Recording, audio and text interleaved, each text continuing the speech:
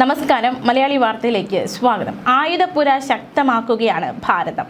China Pakistan അതിർത്തികളിൽ പ്രതിരോധം കൂടുതൽ ശക്തമാക്കാനുള്ള നീക്കങ്ങൾ ഇന്ത്യയുടെ ഭാഗത്തു നിന്നുണ്ടാകുന്നു. അതിലൊരു നീക്കമായി നിർണായകമായ മറ്റൊരു കാര്യം കൂടി സജ്ജമാക്കിയിരിക്കുകയാണ്. ദശകങ്ങളിലെ ഏറ്റവും വലിയ ആർട്ടിലറി ആധുനീകരണ പദ്ധതിക്ക് ഒരുങ്ങുകയാണ് ഇന്ത്യൻ സൈന്യം.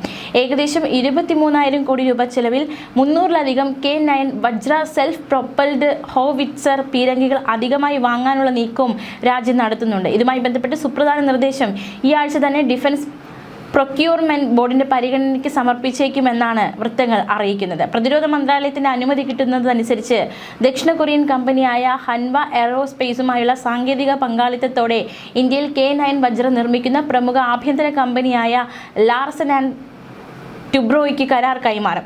പുതിയ ഓർഡർ യാഥാർത്ഥ്യമായാൽ ഇന്ത്യൻ സൈന്യത്തിന്റെ പക്കലുള്ള ആകെ K9 വജ്ര പീരങ്കികളുടെ എണ്ണം 500-ലധികമാണ്. ആധുനിക യുദ്ധഭൂമിയിൽ ഇന്ത്യൻ സൈന്യത്തിന്റെ ഏറ്റവും വിശ്വസ്തമായ അത്യാധുനിക പീരങ്കി സംവിധാനങ്ങളിൽ ഒന്നായി K9 വജ്ര മാറുന്നു എന്നതാണ് രാജ്യത്തെ സംബന്ധിച്ച് ഏറ്റവും നിർണായകമായ മറ്റൊരു കാര്യം.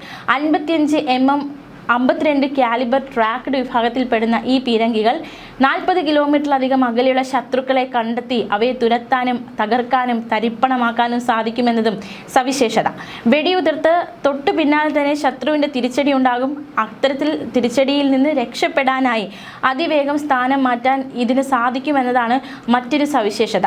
കവചിത സംരക്ഷണവും ഉയർന്ന വേഗതയുമുള്ള ഈ പീരങ്കികൾ മരുഭൂമിയിലും ലഡാക്ക് പോലുള്ള ഉയർന്ന മലനിരകളിലും ഉപയോഗിക്കാനാകും. ഓപ്പറേഷൻ സിന്ദൂർ ഉൾപ്പെടെയുള്ള സമീപകാല സൈനിക നീക്കങ്ങളിൽ നിന്നും ഉൾക്കൊണ്ട പാഠങ്ങളുടെ അടിസ്ഥാനത്തിലാണ് ഇത്തരത്തിൽ വലിയൊരു ആയുധം സജ്ജമാക്കിയിരിക്കുന്നത്. ദീർഘദൂര പ്രഹരശേഷി വർദ്ധിപ്പിക്കാൻ പ്രതിരോധ ആസൂത്രകർ അത്തരത്തിലൊരു തീരുമാനത്തിലേക്ക് എത്തിയതും പഹൽഗാം ഭീകരാക്രമണം നമുക്ക് മുന്നിൽ വെച്ച പാഠത്തിൻ്റെ അടിസ്ഥാനത്തിലാണ്.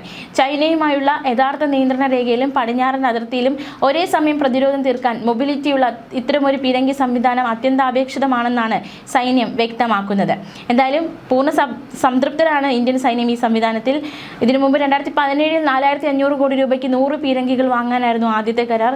തുടർന്ന് 2021 ഡിസംബറിൽ 7,600 കോടി രൂപയുടെ രണ്ടാമത്തെ കരാറും സജ്ജമാക്കിയിരുന്നു. ലഡാക്കിലെ കഠിനമായ തണുപ്പിലും ഉയർന്ന മലനിരകളിലും K9 വജ്ര വിജയകരമായി പരീക്ഷിച്ച് ഇതോടെയാണ് ചൈനീസ് അതിർത്തിയിൽ ഇവ കൂടുതൽ വിന്യസിക്കാൻ ഒരു നീക്കം സൈന്യം നടത്തിയത്. അയൽരാജ്യങ്ങളുടെ സൈനിക ആധുനീകരണത്തിന് ശക്തമായ മറുപടി നൽകുക കൂടി ഇതിലൂടെ ലക്ഷ്യമിടുന്നുണ്ട്. അതേസമയം നരേന്ദ്രമോദി സർക്കാർ ഒരു സുപ്രധാന നേട്ടവും കൂടി കൈവരിച്ചിരിക്കുകയാണ്. 12 വർഷം തികച്ചിരിക്കുകയാണ് ഇന്ത്യ ഭരിക്കാൻ തുടങ്ങിയിട്ട് നരേന്ദ്രമോദി സർക്കാർ.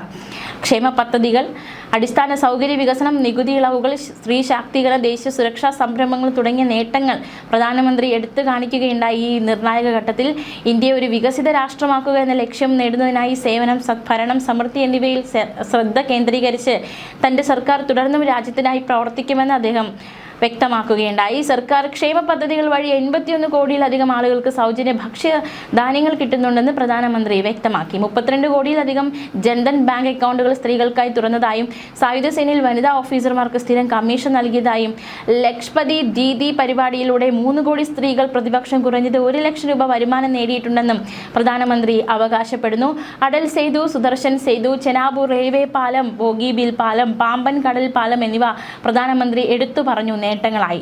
രാജ്യത്തെ മെട്രോ റെയിൽ ശൃംഖല 26 നഗരങ്ങളായി 1100 കിലോമീറ്ററിലധികമായി വികസിപ്പിച്ചു. അങ്ങനെ മാത്രമല്ല 164 വന്ദേ ഭാരത് ട്രെയിനുകൾ നിലവിൽ പ്രവർത്തിക്കുന്നു. ഇങ്ങനെ രാജ്യത്തെ വിമാനത്താവളങ്ങളുടെ എണ്ണം വർദ്ധിച്ചു. ഇങ്ങനെ നേട്ടങ്ങൾ ഓരോന്നായി പ്രധാനമന്ത്രി എണ്ണി പറയുകയുണ്ടായി. എന്തായാലും നരേന്ദ്രമോദി സർക്കാർ 12 വർഷം തികച്ചിരിക്കുകയാണ് ഇന്ത്യയിൽ. ന്യൂസ് ഡെസ്ക്, മലയാളി വാർത്ത.